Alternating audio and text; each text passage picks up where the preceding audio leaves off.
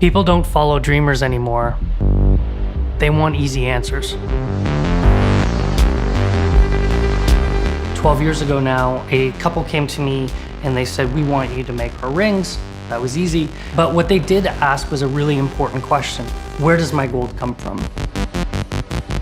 That led me to Colombia. We ended up importing the first traceable gold from an ecologically sourced mine. The first thing I thought of when I came back was, oh my God. This question is so much bigger, and frankly, nobody believed in it. Nobody wants to solve these problems.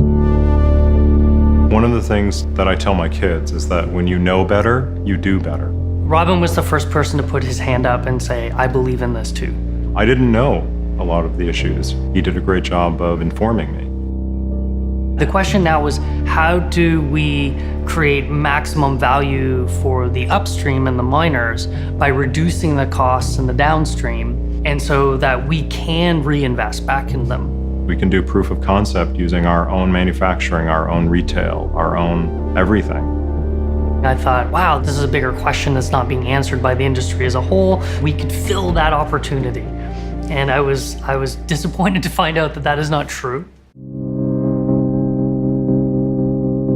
One of the things entrepreneurs do is they believe that everybody has the passion that they have. That's not the case. The response is lukewarm at best. The reaction from the industry was to either ignore it or to dismiss it. That was the biggest disappointment, because if the industry changed, the consumers didn't have to change. It's an ancient industry. They will only change when we start taking money out of their pockets in millions and millions of dollars. Starting down this path was probably the most isolating and lonely experience I've ever experienced in my life. If I had advice for another entrepreneur, is don't do it for you. For me, I learned that lesson by going through this journey and hitting the lows. And when you hit the lows, you can only look up. And when you look up, you just see other people.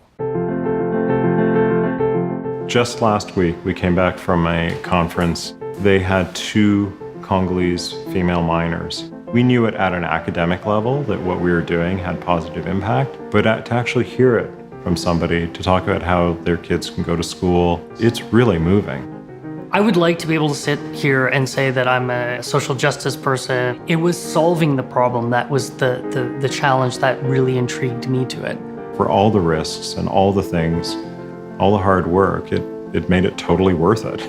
The opportunity to actually do things, not talk about doing things, but actually do things, is awesome. It's a dream to be able to do this.